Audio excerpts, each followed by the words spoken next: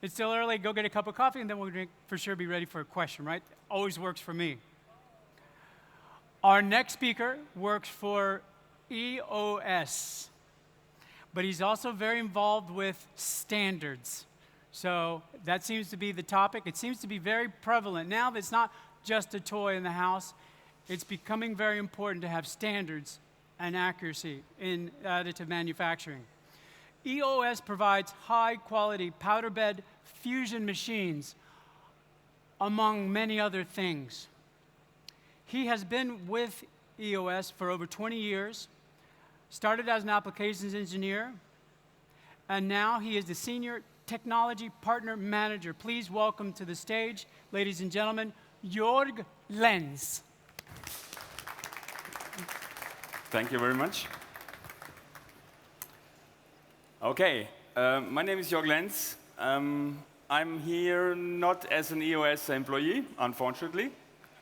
I'm here as the chairman of the ISO TC261 and as the executive board member of ASTM. Hi, Maji. I would like to talk a bit about standards. Standards talking is a bit dry. I hope you all had some water with you. I try not to make it too boring. 3 topics, why IAM standards, and Uli has already mentioned a few. The basics of the standardization that is done worldwide now, and if we have enough time, also a bit about the results. Why standards? Uli was a good speaker for this. He said we need them. Various industries ask for it in order to get this industrialized additive manufacturing.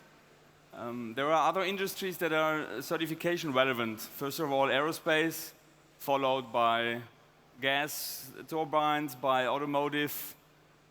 They all ask from their certification bodies for standards. They are must-have. The supplier in the process chain, the service bureau around the corner, needs at least some guidance.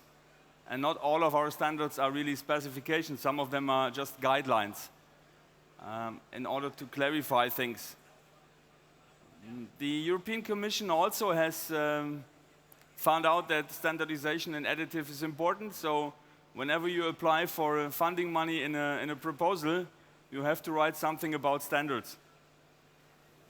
Some organizations, mainly the ANSI, America Makes, AMSC in the US, has analyzed the need for standards in various industries and has come up with a long list of items to be solved. You know this old Gartner hype cycle curve, only on 3D. You can agree or not. I do not agree with all of that. The point is, wherever the technology is,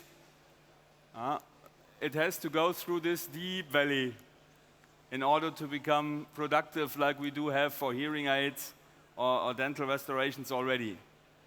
And to get through this valley, standards will help, and that's what we do for. Some standards are already written for things here, but first of all, you have this hype, and after the hype comes reality and standards.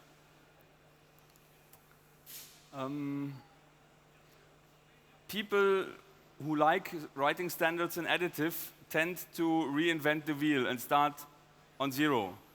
You can't start at zero because everything or most of the things are already standardized in conventional standards. And if this is applicable, why not use the conventional standard and add some additive on it instead of writing a complete new standard?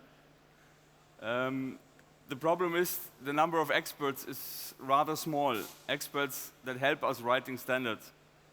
And if we start with parallel activities, we lose these experts. They go to one committee and that's it. That's the reason why we organize the standardization in a common approach. Because our feeling is that in a global economy, there is absolutely no reason why standardization should define the same context differently in Asia, US, or Europe. One of the standards we made very first, in the beginning, is the terminology standard and the description of the technologies. So if it comes to additive manufacturing, also called 3D printing, but the standardized expression is additive manufacturing, we are talking about 7 categories. Okay, I hope you get handouts afterwards and you can recognize that's too small. But we have these 7 categories. And to be honest, most of the additive that you hear of is in the field of powder bed fusion. That means in a powder bed with a laser or an electron beam doing things. And all these definitions you can find in the standard 52900 or in the ISO 17296-2. Definitions help to proceed with standards if you know what you're talking about. For the first time in history, and for the only time up to now, ASTM F42, which is the American Committee on Additive, and ISO TC261, which is the ISO Committee on Additive, have agreed on collaboration on a so-called PSDO, Partner Standardized Development Organization. That means everything we do, we try to do together. No one of both organizations start a new topic without asking the others to join. Furthermore, we have convinced the CENTC 438, which is the European Committee on Additive Manufacturing, to mainly adapt everything that we produce and develop into EN standards. But also to show to the European Commission there is some standardization in Europe. And the guiding principle is, as I mentioned already, one set of standards to be used all over the world, a common roadmap how to do it, I come to this later, and as often as possible use existing standards and build upon existing standards. Okay, this is the plan we have. I'll spend a few minutes on this plan. Okay, you can read it, right? Yeah. In the beginning was the general additive manufacturing standards, and they will be continued. Standards that mean they are applicable for every technology, for every of these 7 technologies. Terminology is one thing. Everything that has to do with data. Design rules are mostly applicable for every technology. So everything that you can think of which is generally applicable is developed up here. And then continued by the category-specific standards. And we choose 3 categories. One is the feedstock material, so whatever you put into a machine, that can be powder, that can be filament, that can be liquid resin or whatever. The process, and here you find and readable the 7 categories we have. I go through them. Material jetting, you find examples here. Binder jetting, material extrusion, you find a lot of examples here. Powder bed fusion, also some examples. DED, sheet lamination, rather not. And wet polymerization, which is formerly known as stereolithography. These are the process categories, and then we have, as Uli already mentioned, to finish our parts. There is some finishing to do. And all these issues on finishing, including the non-destructive testing and quality assurance, is in this column. So now you can think of combining everything. That means you put powder in a powder bed machine or whatever you like. These are the combinations of these categories. This is something you can develop from a kind of top-down. You can say, okay, let's start with a standard up here before starting someone here, and then go down. But then there comes the industry. They come with their own ideas. They come bottom up and need standards. I want to build parts on a powder bed fusion titanium 6.4, Inconel 718, Inconel 625, cobalt chrome, and whatever.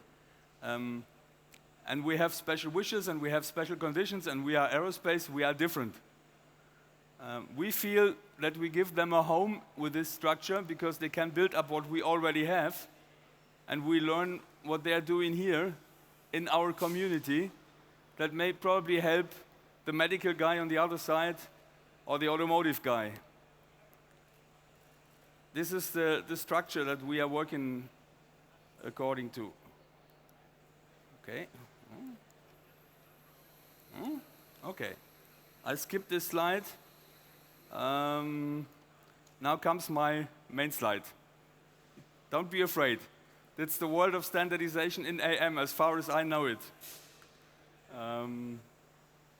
It's a bit driven from a German perspective. That's why Germany is on top. It all began with the VDI, which is the German Engineering Association, which started standardization already in 2003. They teamed up with the German Welding Association a few years later. And once we finished the first VDI standard, we referred to DIN to ask, what are we going to do with it? And they told us, go to ISO. So they prepared everything and sent us to ISO. So a committee was established on ISO, which is the 261. The one who applies may nominate the chair. That's why I'm the chair of ISO TC 261. That was 2011. In 2009, ASTM had already set up its committee, ASTM F42, on additive. And we found this PSDO arrangement with ASTM. So welcome to the Green Club. Huh? They are green now as well. We made the arrangement with the CENTC. So this is the community. Whatever you find in green is the community in standardization of additive manufacturing. However, there are a few others who are not yet in the community. We try our best to get them. One of them, for instance, is the ISO TC44, which is welding and bracing in aerospace. They developed some standards. Meanwhile, we could team up with them in a joint collaboration. Furthermore, you find the blue ones, which are the certification bodies, or related to certification, which is mainly the FAA driving it in the US. The EASA recently had a workshop in Cologne for certification of additive manufacturing in aerospace. So we, of course, also follow what they're coming up with, and the NetCap has recently published a list of 15 or something relevant issues for additive. And of course, we follow these wishes and do not just top-down develop what we want. So, also competing committees in the US, the welding guys, SAE, ASME, and whoever you name it. Associations in Germany also taking care of additive. That makes it slightly difficult to get this community in standardization together. Okay, I'll go back to this. Some of the liaisons we have at ISO. Liaisons means you see the documents of the other group in order to judge is something relevant or not. Liaisons towards us, liaisons from us. And you see already a lot. We're permanently monitoring what they are doing in order to judge is there something which is AM relevant. We have also already passed an item from us into JTC1 because it was not focused on additive but mainly data processing, and this is their topic. We do not want to duplicate anything. Okay, that's the standards we have published already. The terminology is important. The overview of process categories, I can recommend at least these both. In the future, whenever you see a standard that starts with 5 to 9, it's an additive standard. This is the group reserved for us, 529. These are the 3 ones not in this group because they were developed before the PSDO was active. ASTM has, because they have a few years longer, they have more standards. You see them here. And you can see the focus of the US guys in the last years was on powder bed fusion,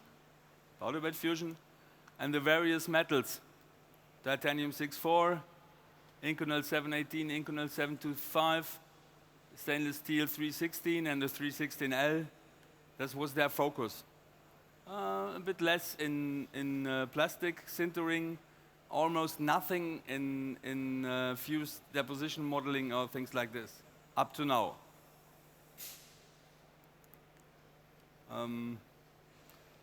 These are only, I think, 15 of the groups in which we work together on topics. The joint group means ASTM and ISO. There will be dozens of more groups coming up. Final statement. To be honest, we're just in the beginning of exploring the possibilities of AM technology. You always find good examples that do fly, drive, or run, but we're just in the beginning, and we've learned that knowledge is critical. What Uli just wished was the open machine. It's difficult. So knowledge, as long as it is IP relevant, is critical, and we have to learn how to deal with it to get this knowledge also into standards. If the expectations for a standard are not the right ones, it leads to disappointment, and it's difficult to get people back that are disappointed ones. I do not see any reason for a benefit of competing standards, to be honest. So my wish is you join, please join. If you don't know how to do this, you may ask me later on, or you refer to your national standardization organization. In Spain, it's the INOR. I know Professor Mario Monzon from Universidad de Las Palmas de Gran Canaria. There are others in other countries, and they tell you how you can influence standards and where you can give your expertise as an expert. And we need experts more than anything else. So let's work together and get this right. Thank you very much. 3 minutes left for questions? No, you don't allow them. No, I do allow them. Everybody thinks I come up here, oh, here he comes. He's going to... Not at all. Okay. We are doing a roundtable afterwards, and Joerg will be coming back up here at that same time, standards, and there it is, right over there. Yeah. Un momento. Let me have un micrófono de mano. Perfecto. Microphone coming.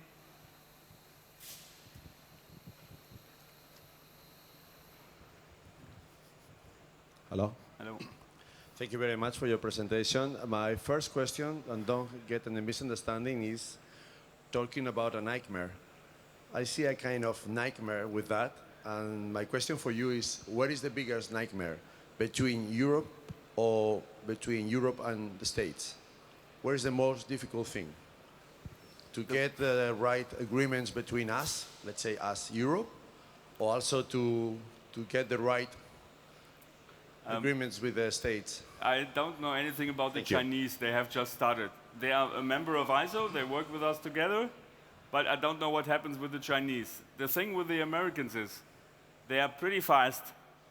They are not so regulated like at ISO. ISO, a process of several ballots takes months, up to 2-3 years before you have a standard ready. The Americans can make it in half a year. So up and working. What I say is, yes, they are not bad, the standards, but they're not as good as the ones coming from ISO, if they do it alone. Their ideas and their knowledge combined with ISO is a good way, but that slows down the process. That's the problem. It will always be the problem, because their procedure is different. But we we do our best. We already skipped at ISO level some ballots in order to get faster. And I'm quite confident that we can manage this, because it's really a fruitful collaboration. Another question?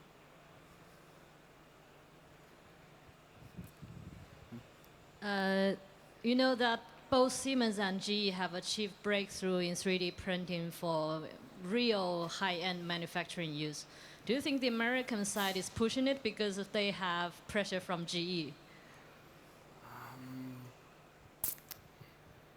Difficult. Okay, they skipped already. There is a committee on SAE, a Society of Automotive Engineers. This society is not making automotive standards anymore. They're doing AMS, aerospace material specifications. And they have a group on additive. And the guy leading this group is from GE.